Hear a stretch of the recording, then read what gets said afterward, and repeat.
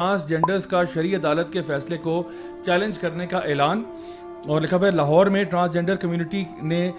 وفاقی شرعی عدالت کے فیصلے کو سپریم کورٹ میں چیلنج کرنے کا اعلان کیا. اچھا ایک تو سوال میرا آپ سے یہ ہوگا دانیال بھائی کہ یہ لکھا ہوا ہے کہ جی ٹرانسجینڈر کمیونٹی نے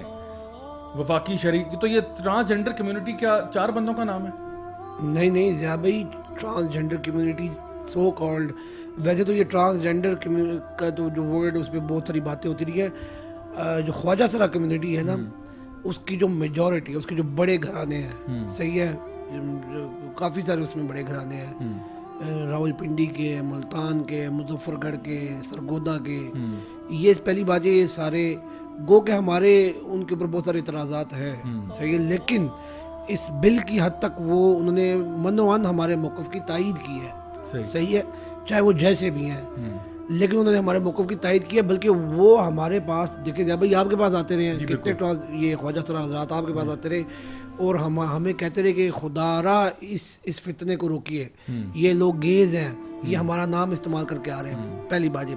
اور یہ جو پریس کانفرنس کی ہے نایاب علی اور پھر ان کی جو رنگیلی اور اس طرح کچھ ان کے دوستوں نے کی ہے, یہ سارے جو لوگ ہیں نا, یہ بیسیکلی اگر آپ 4 سے 5 سال پہلے کا ان کا ریکارڈ نکالیں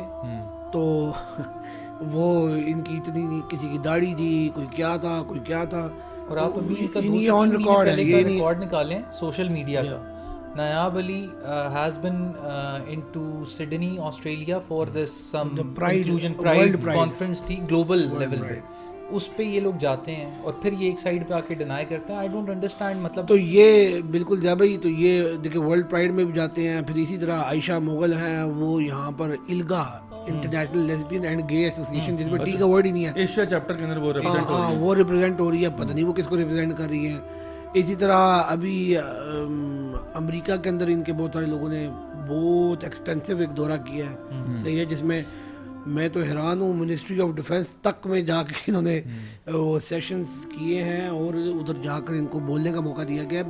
تو یہ ساری چیزیں, جیسے ابھی آپ نے رینڈ کارپوریشن کا بھی ذکر کیا, تو یہ ساری چیزیں آیا ہے. تھوڑا سا بتاتا چلوں اویئرنیس کے لیے لوگوں کی کہ ابھی ہونے کیا جا رہا ہے. اگر تو یہ لوگ واقعی ہی چیلنج کر دیتے ہیں اس ڈیسیجن کو, تو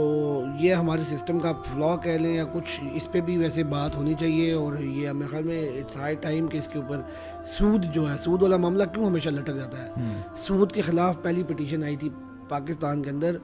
91 یا 92 میں, صحیح ہے, فیصلہ جا کر آتا ہے 2021-22 میں. تو بات یہ ہے کہ وجوہات یہ کہ ایک طرف آپ نے شریعت کورٹ بنائی ہوئی ہے, دوسری طرف آپ نے سپریم کورٹ کو کے اندر ایک شریعہ اپیلیٹ بینچ بتا دیا ہے, صحیح ہے. اور شریعہ اپیلیٹ بینچ دیکھیں, لیٹ سے میرا اور آپ کا ایک ڈسپیوٹ ہو گیا ہے, صحیح ہے, ڈسٹرکٹ کورٹ میں ہمارا وہ معاملہ چلا اور میں جیت گیا, صحیح ہے, لیٹ سے میں جیت گیا, تو آپ اس کو چیلنج کرتے ہیں جا کر ہائی کورٹ میں, صحیح ہے, تو وہ ہمارا معاملہ چلے گا, صحیح ہے, ہائی کورٹ میں چلے گا اور ہائی کورٹ اس میں پھر اپنا وہ دے گا. یہاں پر ظلم انہوں نے بتایا کیا, یہ جیسے ہی آپ اس کو چیلنج کرتے ہیں نا, یعنی جب میرا اور آپ کا ہائی کورٹ میں معاملہ چل رہا ہوگا تو جب تک نیا فیصلہ نہیں آتا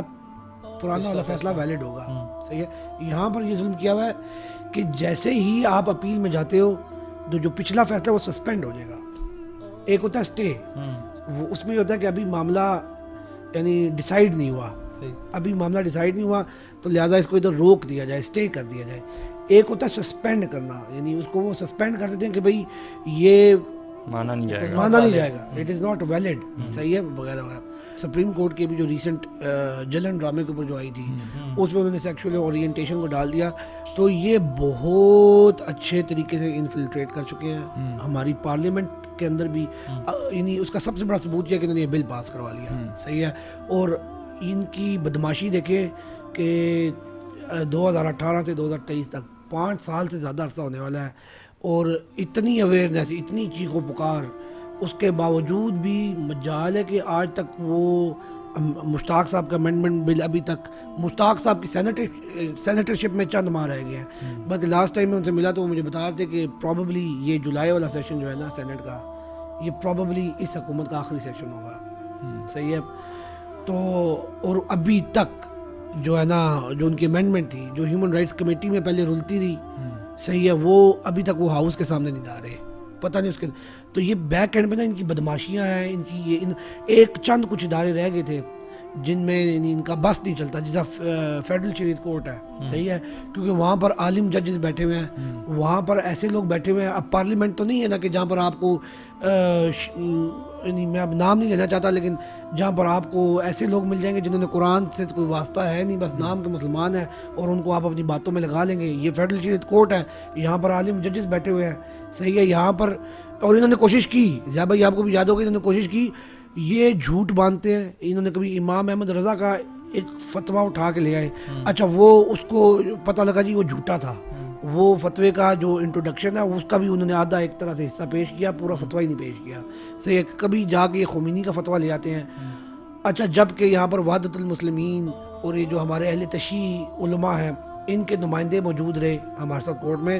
اور وہ کہتے رہے کہ یار یہ ہمارے ساتھ جھوٹ ایسوسیٹ کر رہے ہیں, ہمارے کسی خمینی نے ایسا کوئی فتویٰ نہیں دیا. اسی طرح بریلوی حضرات ہمارے ساتھ پٹیشنر رہے ہیں, صحیح ہے, بڑی بریلوی جماعتوں کے لوگ, صحیح ہے, اور وہ کہتے رہے کہ یہ بکواس کرتے ہیں, جھوٹ بولتے ہیں, امام احمد رضا کا ایسا کوئی فتویٰ ہے ہی نہیں. اور ابھی میرے خیال میں بریلوی علماء کی اگر بات کی جائے تو جو نامور سب سے جو ایک رسپیکٹیبل عالم ہیں ان کے, وہ ہیں مفتی منیب الرحمان. اور مفتی منیب الرحمان پورے پاکستان میں علماء برادری میں سے پہلے عالم ہیں جنہوں نے 2 آرٹیکل لکھے 13 اور 15 جولائی کو دنیا اخبار کے اندر. آپ ٹرانسجینڈر بل اور مضمر خطرات کے نام سے ان کا, یہ آپ گوگل میں جا کے دیکھ لیں, اور جس طرح انہوں نے ان کا چٹا بٹا کھولا ہے ادھر, اور یہ ان کے اکابرین کے اوپر کے ساتھ جھوٹ ایسوسیٹ کر کے انہوں نے وہ بھی ثابت کرنے کی کوشش کی. تو یہ ہے. ابھی مجھے سپریم کورٹ کی جو ہم بات کر رہے ہیں, اب دیکھیں سپریم کورٹ ان کو فیور کرتا ہے, وہ ان کی پیچھے ایک طرح سے, کیونکہ وہاں پر انہوں نے اوور دا پیریڈ انہوں نے اتنا کام کیا کہ جیسا جلن ڈرامے کے معاملے میں انہوں نے ایک ڈیسیجن لے لیا جس میں انہوں نے سیکشول اورینٹیشن کو ایپیکس کورٹ کی اس ڈیسیجن میں شامل کروا دیا. آپ کو پتہ ہے ایپیکس کورٹ کا ڈیسیجن کہیں پہ کورٹ ہو سکتا ہے, کسی اور کیس کے اندر سائٹ کیا جاتا ہے اسے. تو لہٰذا یہ جناب اب یہ سپریم کورٹ میں جا کر یہ اس کو مینیپولیٹ کرنا چاہتے ہیں, یہ کرنا چاہتے ہیں, جب کہ شریعت کورٹ کے فیصلے سے پہلے بھی ایک فیصلہ آ چکا تھا, اور وہ تھا کونسل آف اسلامک آئیڈیالوجی کا فیصلہ. اور سب سے بڑھ کر فیصلہ تو میرے خیال میں ضیاء بھائی 1400 سال پہلے آ گیا تھا, اللہ کا فیصلہ آ گیا تھا. یعنی اگر آپ میں ذرا سا اتنا سا ظرف ہو کہ آپ قرآن اٹھا کے پڑھ لیں ایک بار, صحیح, آپ کو کوئی بہت زیادہ عالم فاضل ہونے کی ضرورت نہیں ہے, یعنی کہ قرآن پڑھ کے آپ کو اتنی سمجھ تو لگ ہی جاتی ہے کہ یار یہ لڑکا شادی نہیں کر سکتا, مرد عورت نہیں بن سکتا.